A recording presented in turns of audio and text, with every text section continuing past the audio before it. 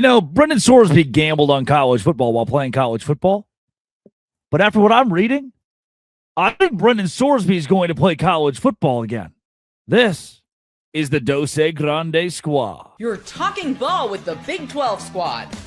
From Oklahoma State to Utah, from Kansas State to BYU, from Houston to Texas Tech, it's the local experts of the Locked On Podcast Network bringing you scoops, breakdowns, and the most comprehensive preview of the upcoming Big 12 weekend. Buckle up. It's the Big 12 squad, and we have a seat for you. No hurt feelings and thin skin allowed. Squad up. You're part of the Big 12 squad.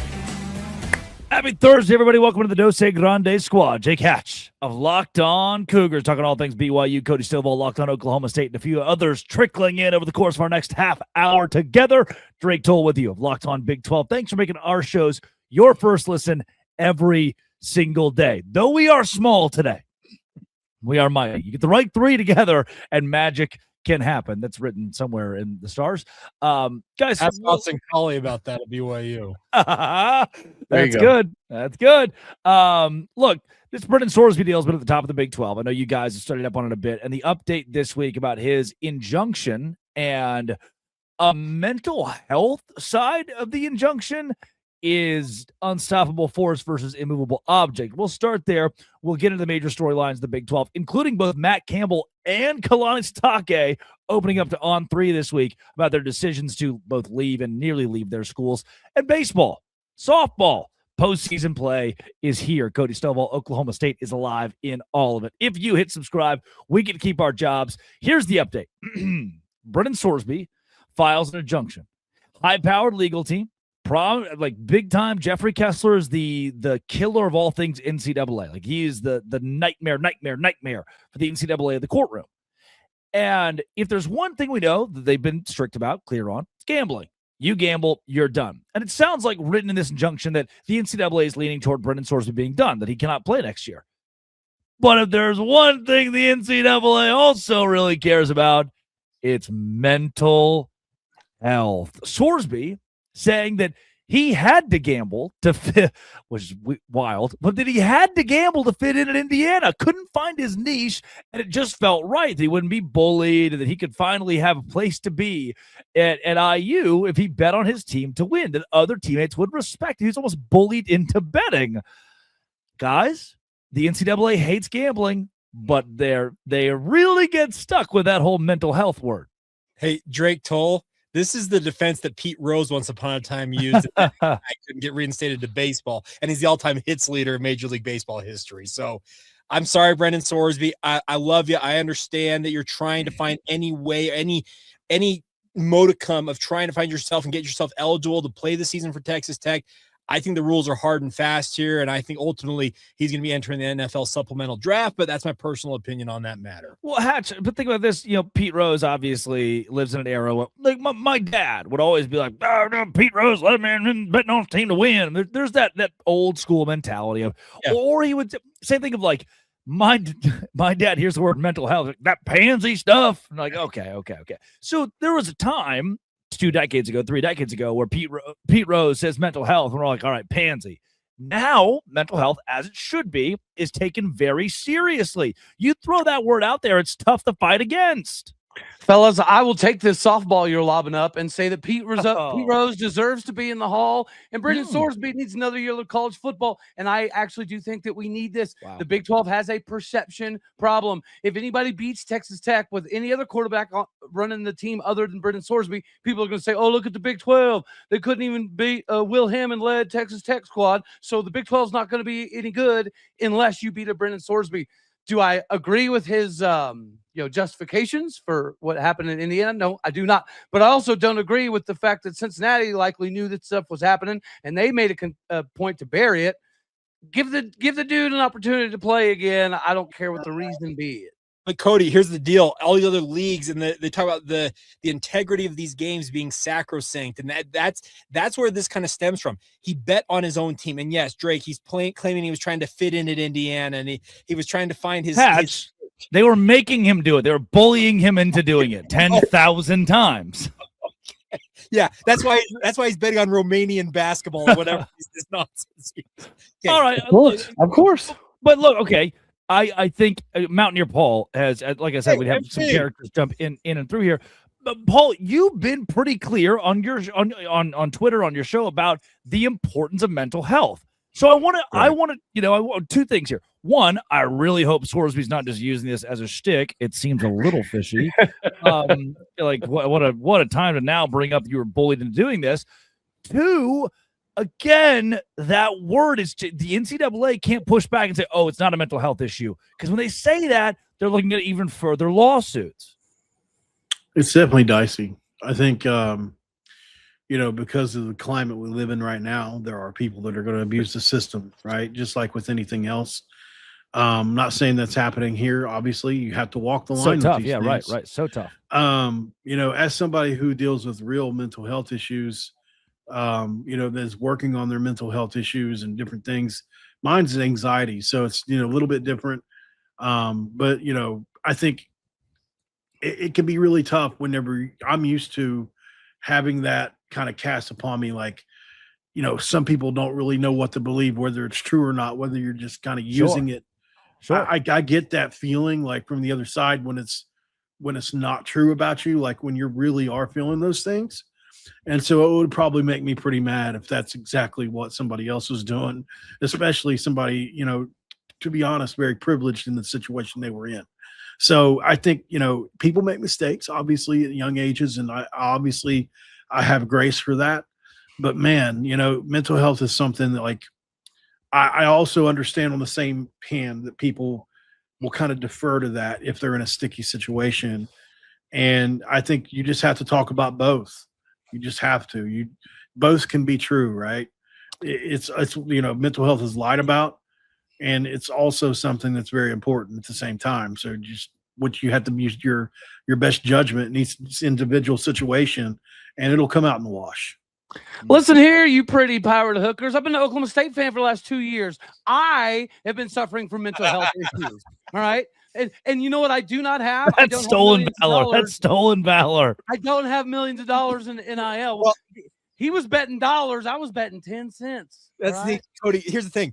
Why is he pushing all this? Oh wait, he has 5 million reasons why he's well, and I would imagine that there's some people at Texas Tech that probably helped him get that figure that are probably like, dude, we're fighting this thing till the end. I don't care if you got to go to rehab. I don't care if you got to claim this massive mental health obstacle. You're going to play on the football field this season because we put the money up for you to do so. And I think that has to factor in this as well. And good on you, Texas Tech, because again, I think that the outside conferences would talk trash on the Big 12 if, God forbid, we lost to a Texas Tech team that had Will Hammond on the sidelines instead of. You don't like Will Hammond? He's a pretty talented kid. He's not bad. But the rest of the country doesn't. The rest of the country doesn't know who Will Hammond is. That's a great point. That's a great point.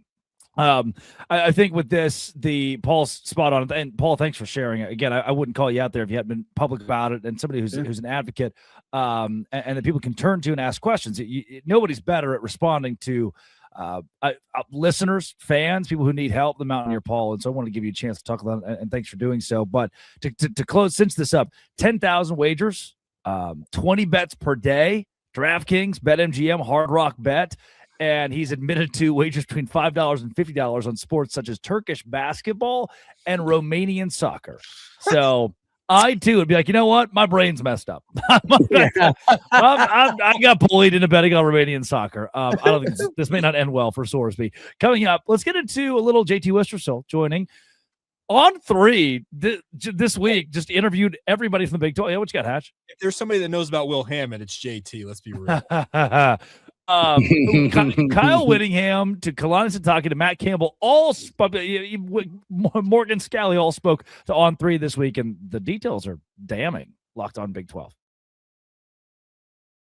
Today's show is brought to you by Indeed Sponsored Jobs. Look, there's nowhere I go better than Indeed Sponsored Jobs when it comes to hiring an intern for Locked On Big 12. And if you need to make a hire right now with the workplace chaos, deadlines stacking up, inbox overflowing, Indeed Sponsored Jobs help you reach the people that actually fit what you're looking for. Skills, experience, locations. So you're not just hoping the right candidate stumbles across your post. Here's a stat that says it all. In the minute I've been talking to you, companies like yours made 27 hires on Indeed, according to Indeed data worldwide. Spend less time searching, more time actually interviewing candidates to check all the boxes. Less stress, Less time, more results. Listeners of this show get a $75 sponsored job credit to help get your job the premium status it deserves at Indeed.com/podcast. Indeed.com/podcast. Right now, support our show by saying you heard about Indeed on this podcast. Indeed.com/podcast. Terms and conditions apply. Need to hire. This is a job for Indeed sponsored jobs with Indeed. Cameron Stewart, JT Wilshire, still jumping in the show, the Locked On Dos Grande squad. If you love our shows, you can get ad-free Big 12 Locked On shows at lockedoncougars.supercast.com, lockedonbaylor.supercast.com, lockedonbig12.supercast.com. You get the gist. Go there for ad-free Locked On. This week, we heard from multiple coaches, past and present, in the Big 12. I thought Morgan Scalley, of the folks who talked to On 3, was the big headline. JT, you've covered it well this week. Mm-hmm. He's not the problem. He's not the reason Kyle Whittingham's gone. Only thing is if Morgan Scalley didn't exist, Kyle Whittingham would still be the head coach at Utah. He would be, because when you have a candidate like Morgan Scalley, you do everything in your power not to risk losing him. And the fact is, even though there was a lot of stipulations in place, had Kyle come back, Morgan would still have a lot of power. By keeping Kyle, they were very much risking losing Morgan Scalley. And when you have a guy like a Morgan Scalley, who I think has the chance to be Ryan Day-like, not national championship at Ohio State, but keeping the team where they're at when the last great coach left. Same thing with an Oklahoma at the time with a Lincoln Riley. I think that's what we were talking about with Morgan Scalley. Keep the team where they are. What? Cam, you're muted. Everyone loves Ryan Day, obviously, the Nick Sirianni of college football. So certainly this would work out for everybody. Wants a Ryan Day as the head of their program, including Ohio State. You win a national championship, I think worked out okay. But all I'm saying is this: Morgan, you are right, Drake. That Morgan Scalley would not be that coach. If Kyle would still be at Utah if Morgan didn't exist. So he is partially responsible for what happened. So if he's going to do his Ryan Day compression, does that mean you're going to continue to lose the BYU every year? Oh, dang. Paul, JT shows up and you're taking shots. I'm over here being quiet. MP, you're my new favorite person. Let's go. I had to, it was on a tee. It was on a tee. I mean, there you are. Cam, where were you going with that? Cam, your opinion? I honestly, Mountaineer Paul kind of captured the spirit of it. When I heard Ryan Day before the national championship, I was just thinking, oh, the guy that just the whole fan base wanted fired. Got it. The Michigan all right. stuff. Morgan Scalley could be that I guy. would have taken James Franklin. So hey, I guess I'm seeing the vision. I'm seeing the vision. Hey, real quick, is it bad if Michigan has a remarkable season and Utah doesn't? Like, is that a bad look on Utah? Oh yeah. It hurts the Big 12. It's a bad look on the Big 12. I guess that's what I meant. It's not good for the Big 12. Michigan and Penn State or Big Ten championship. He could Rich Rod all over himself and go 7-5, and that's not too bad for us. No, that would be great. That would work out fine if he does that over there. How about also out On 3 this week, Kalani Sitake opening up about the Penn State job and about getting how he could have gotten that bag and decided not to. Hatch, how close was Kalani to leaving? He was close, but you mentioned the fact that he got the bag. Well, BYU stepped up and delivered the bag in the end, but he was on his way out, and he was looking at major money, $9-10 million, and to crumble cookies and every other BYU boosters credit, they stepped up and made it worth his while. I always thought Kalani in his heart of hearts wanted to stick around in Provo, but he also wanted to be paid what he is worth, and that's what he got out of that situation. Really close to getting that nut. Really close to getting that nut. You all a little are more poor. shaking of the bag, and maybe you would have gotten there. Hatch is telling you, you Powers all are that poor. Baylor education. Powers. Give those crumble cookies, boys. Okay. The school of people who can read. Okay. Sick Bears. Sick Bears. Got to get that nut. I also loved the Matt Campbell quote On 3 this week, saying he was wanting to do the right thing and have a good service to his players at Iowa State, put them in the correct spot. And in doing so, the quote was something along the lines of, then after they did what they did, which he was referencing Iowa State hiring a new football coach because he had left. He was like, then after they did the thing, I coincidentally hosted 20 Iowa State players at Penn State that weekend, but I wanted to leave them in a great spot. I did not. I left my former program with 17 total players at one point. Yeah, we did the right thing there. Yeah, let me tell you. Left them in a good spot. I lay my head down at night. I'm sleeping good. Guys, that's another one. I don't know if it's a great look if Penn State does phenomenal, but yeah, I mean, their schedule that one's better. Probably I think that one's better though. I think it shows the acumen of a Big 12 coach. The Whittingham one, we know Whittingham can win at a elite level already. Cable never showed elite level winning, just really good for Iowa State. Can we go back to the Kalani Sitake thing real quick though? All three of these on 3 articles I'm opening up here. I have to revert back to some of the Gundy stuff, right? And I think one of the biggest obstacles for Mike Gundy this previous season was the fact that he was making $7.5 million. Whenever you're having NIL troubles, and at that time we were, it kind of felt like that the days of the head coaches getting 8, 9, 10 mil were kind of going by the wayside because it needs to go more to NIL and more to players. So I'm kind of surprised to hear that there's coaches out there that still want that 9, 10 mil number. Cody, to your point, that is well taken. But BYU reportedly also had boosters step up and pay between $10 and $15 million on top of that for NIL purposes. So they gave him the bag, but they also gave him a bag of money to give to his players along with it. So it was a double whammy. I'm with you. Gotcha. More and more these coaches will probably want in terms of, hey, I need some extra money to go to NIL. But in BYU's case, apparently they're willing to fund both sides. I think these Big 12 coaches see Deion Sanders making nearly $11 million a year. And they're like, wait a minute. I win football games though. Like I do that a lot. Without the Heisman Trophy winner. Cody, I'm surprised. You're surprised that these coaches want as much money as possible. I mean, we are talking about college football coaches. Not like the egos are tiny here. They're going to want as much as they could possibly get. And I'm not talking about Sitake. I don't even think he's one of the high ego. But I was talking about the large spectrum. Honestly, including a guy like your guy in the past, Mike, who I feel like Coach Gundy had a decent sized ego. You know better than me, right? Decent size? Yeah. Yeah. Well, I'd say it's about sprinkle sassy kind of size. He's a man. He's a man. I miss him. He's 60. Is he the antithesis of Dave Aranda?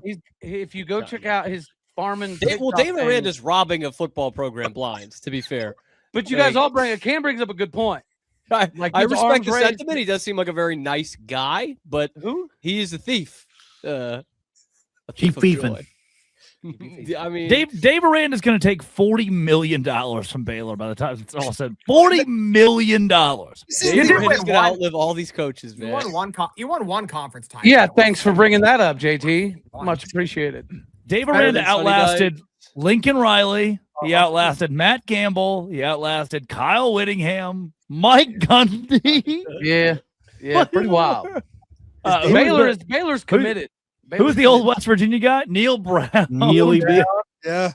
I don't think Dave Aranda ever beat Neil Brown. I beat him one time. He did beat him one time. Where? When? I don't think he did. Last time, 24. I'd like that on the record. Really? Where was that game? Yeah. It's part of the streak. That's when they Waco, won. Yeah. That was the 4th out of 6 straight. So they became bowl right. eligible. And they had a report after the game. They were like, Dave Aranda's staying. It was like, yeah. All right. Both you and Drake, Cam, what would it take ultimately for Dave Aranda to get canned in season? The greatest scandal of all time. Lose to Tulsa. You'd have heard the name. No, he already lost to Tulsa. He lost to Texas State. Yeah, and it turns out they're not even good. Oh no.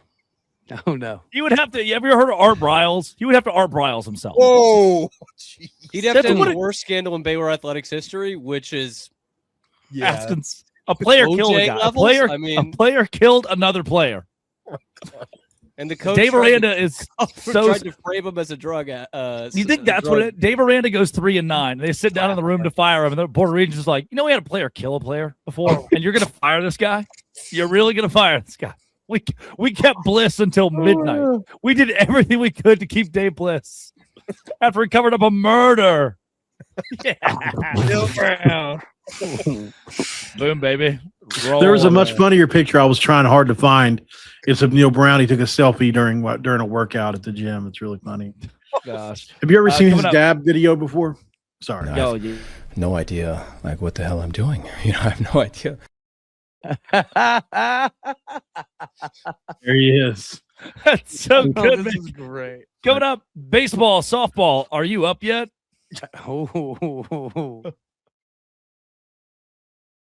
Oh, we got a couple good baseball teams in here. Ty Armstrong. Tice Armstrong. Well, to his close and personal friends, he's Ty. Tice Armstrong for Baylor sets a record. Utah has baseball. BYU has baseball. Oklahoma State looks really good. West Virginia looks really good too. And on softball, we have a super regional representative here, Cody Stovall, Oklahoma State. Stovall, only right we start with you. The diamond looks pretty good. Yeah, it's pretty fun time in Stillwater, Oklahoma right now. I think we're in a decent position to at least getting the hosting conversation. I think we'd have to win the Big 12 tournament to get there. But, fellas, I absolutely love the fact that we're starting off the Big 12 tournament against UCF. The Kansas, West Virginia storylines are absolutely phenomenal. But UCF, they're number one in the conference in team batting average. They're number one in the conference in team ERA. I do feel like that they have some of the best individual pieces. So if we get past UCF, you got to feel pretty daggone good about the Cowboys making a run at the Big 12 tournament and getting into that regional hosting conversation because we have the facilities to do it. Me and Paul talked about this before. There has been teams like Dallas Baptist and East Carolina that have been booted out of that top 16 just because their facilities were not quite the same as one of those teams hovering in that 17, 18 range. We can get there. And then in softball, we're having a remarkable time because, going to the super regional, you're going up against Nebraska. You go up against a former Sooner and Jordy Ball, which we've already faced earlier this year. And we beat Nebraska with that former Sooner on the bump. So you got to feel pretty good about going up to Lincoln and stealing a super regional title and making another World Series run. Damn. Cody's already got him there. I kind of love it. I mean, I feel pretty good about beating Nebraska. I really do. Yes. I think Texas Tech goes to Florida and gets a win. I think Oklahoma State gets a win. I think Arizona State's hot enough to beat anybody right now. Yeah. Task is tall against Texas, but I think they beat anybody. What is it? UCF gets UCLA. What a weird UCF's in the Super, man. Yeah, that's cool. rough. Is that? It's a rough one. It's a rough one for the Lady Knights. Yeah. Baseball wise, hey, each of you are represented in the Big 12 baseball tournament. Cam, does Baylor have to win that tournament to get in at this point? Yeah. Softball got in with a pretty similar situation, similar record, similar situation, by the way. Yeah, well, they were 2 games over, but had a good RPI, good strength of schedule. Yeah, Baylor's probably going to need to at least make a deep run. How about they get to the final of it, and I'll reconsider. I'm just happy Baylor's pretty decent at baseball again. You went on a stretch there where that didn't make any sense. This is going to, if they miss, it's the first time in 35 years they've missed 6 straight tournaments. Ooh. So we're not quite where we want to be. Is it at 6 now? That's a lot of tournaments, man. Yeah, 7 years, 6 tournaments if they miss. Oh, COVID, yeah. That's fire the other coach territory. That's fire the coach again. That's fire. What Steve Sabins had to say. Huh? I like what Steve Sabins had to say about West Virginia the other day. Play here. I find it really hard to believe that one of the top 3 conferences in the country with no doubt, and a team that set a program record for conference wins with 21, a team that finishes second in the league, a team that has the best pitcher in one of the top 3 leagues in the country is not hosting. We have won every series but 2 and have multiple sweeps in a Power 4 league. It's well respected with good strength of schedule. And I just think that's a great point, obviously, for West Virginia. You know what I mean? I think it's a little maybe undervalued what they did this year, because this is not a traditional powerhouse baseball program. And what Maisie and company, is my cat's going crazy here, have built is truly impressive. We're really proud of it. We want to do whatever it takes to hold on to the Steve Sabins guy. For sure. Now, well, hold on, Paul. What was he talking about there? They were asking him about hosting because West Virginia is technically still viewed on the bubble. What? And he's like, it's ridiculous. It's ridiculous that we should even be considered. KU and West Virginia hosting should be already a done deal. He believes they should even be super regional. Top 8, well, top 8, possible. It's possible. You know what I mean? 66th in RPI. Oh, you're done. You're done. You're done. Wait, is there not 64 teams? No, they're going to extend it. That's my next push. That is my next push. We need 88. I'm going back to Indianapolis and I am handcuffing myself to a tree outside the offices. And I will not eat until we get 138 teams. Maybe then BYU can get in. Let's go. In the NCAA. What's great about that is college football goes to 138. They'd make billions of dollars. Yeah. Baseball would lose billions of dollars. Baseball is just a money-sucking sport in the college realm. Oh, God. Yeah, unless you're making World Series runs, baseball is yeah, there's like 5 or 6 schools are making genuine revenue on baseball. That's crazy. And now you're paying. Now you're who are really they? paying players? Texas, North Carolina, Arkansas, State, Mississippi State, Arkansas, LSU is pretty clear. Ole Miss, yeah. Oh, LSU, yeah. Well, they may only be SEC schools too. Yeah. Yes, correct. Yeah, I mean, and it's because of attendance. It's all because of attendance. Not only do those stadiums that we just mentioned hold, 7,000 to 10,000, but they fill them up. They turn them into insane. The only team in the Big 12 that has an SEC atmosphere every weekend seems to be KU, actually. Baylor doesn't have an SEC. What are you talking about? Well, no. Come on, Cody. Kansas made a meme out of it, which is the coolest part. Is they're like, look, students, baseball sucks. Isn't that kind of fun? And they're like, look, so boring. Please show up and take your shirt off. And now it's all the students want to do. Yes. Just sell beer and let them take their shirts off. At Baylor, 3 kids sat on a porch and they're like, no, police. No, dude, that was our only chance. That was our only chance of getting back. Meanwhile, they'll play a hype video before the game from 20 years ago of kids on that same porch in right field, like spraying champagne when they won a super regional. And I'm like, oh, yeah, neither of those things will ever happen again. Christians. When you guys talk about just like the lack of baseball money, it is that reminder of why teams pour so much into football, because football is the one that makes by far the most money. Right. Basketball gets some.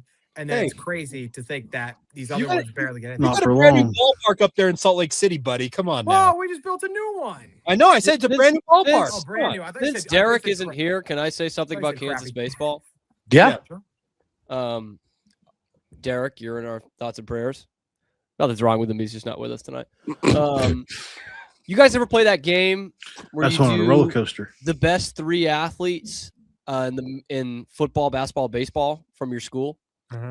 Like best pro athletes. Kansas is close to being elite, but you can't name a single baseball player. That's fair. I'll hang up and listen.